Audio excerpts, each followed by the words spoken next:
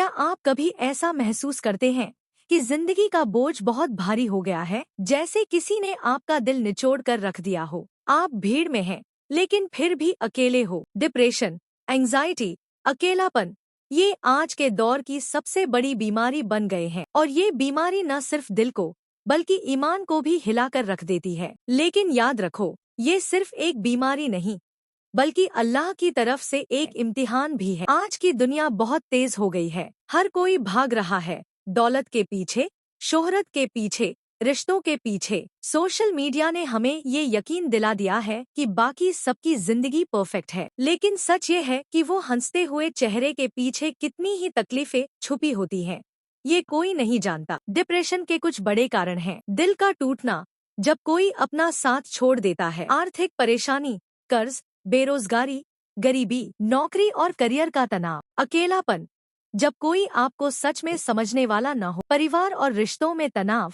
जब अपने ही पराये लगने लगे। गलत उम्मीदें और दिखावा, जब हम दूसरों की दिखावटी जिंदगी को असलियत मान लेते हैं। और सबसे बड़ा कारण ये है कि हम अल्लाह से दूर हो गए हैं। जब इंसान अपने रब से दूर हो जाता है तो उसका दिल खाली हो जाता है, और यही खालीपन डिप्रेशन, बेचैनी और डर का कारण बनता है। अल्लाह ताला कुरान में फरमाते हैं, बेशक दिलों का सुकून अल्लाह के जिक्र में है। अकेलापन, जब कोई आपको सच में समझने वाला न हो। परिवार और रिश्तों में तनाव, जब अपने ही पराये लगने लगे। गलत उम्मीदें और दिखावा, जब हम दूसरों की दिखावटी जिंदगी को असलियत मान लेते हैं। और सबसे बड़ा कारण ये है कि हम अल्लाह से दूर हो गए हैं। जब इंसान अपने रब से दूर हो जाता है तो उसका दिल खाली हो जाता है, और यही खालीपन डिप्रेशन, बेचैनी और डर का कारण बनता है। अल्लाह ताला कुरान में फरमाते हैं, बेशक दिलों का सुकून अल्लाह के जिक्र में है। सूरह अर्राद आयत 28। सोचो, अल्लाह खुद कह रहे हैं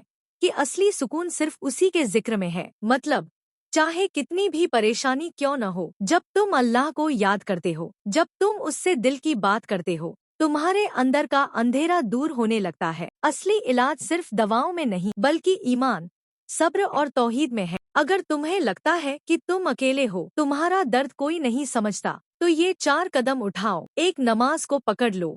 5 वक्त की नमाज कभी मत छोड़ो। जब दिल भारी हो तो सुजदे में गिरकर अल्लाह से कहो, या अल्लाह, मैं थक गया हूँ, अब तू ही मेरी मदद कर। 2, दुआ करो। दुआ सिर्फ मांगना नहीं बल्कि अल्लाह से बात करना है। उसे बताओ कि तुम कितने दुखी हो, जैसे तुम किसी दोस्त से दिल का हाल कहते हो। 3, सदका और मदद करो। किसी की मदद करने से तुम्हारा दिल हल्का हो जाएगा। याद रखो, अल्लाह उस इंसान की मदद करता है जो अपने भाई की मदद करता है। हदीस 4, कुरान और हदीस पढ़ो। जब तुम कुरान पढ़ते हो, तुम्हें एहसास होता है कि अल्लाह तुमसे बात कर रहे हैं।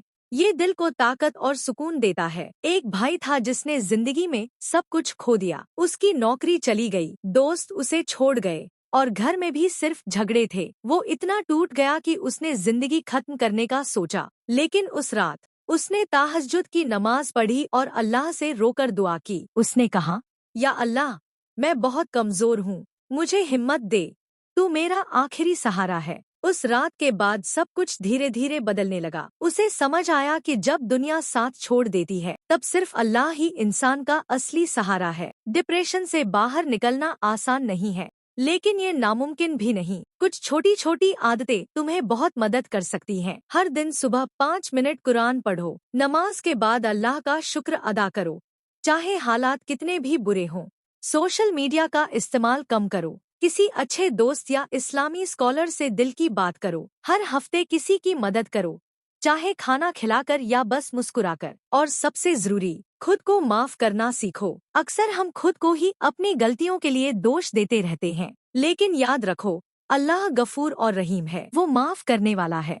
तो तुम भी खुद को माफ करो। कुरान में अल्लाह कहते हैं, निस्संदेह कठिनाई के बाद आसानी है। सूरह अश्शरा 6। ये आयत हमें बताती है कि कोई भी परेशानी हमेशा नहीं रहती, अंधेरा हमेशा नहीं रहता। जब तुम सब्र करते हो,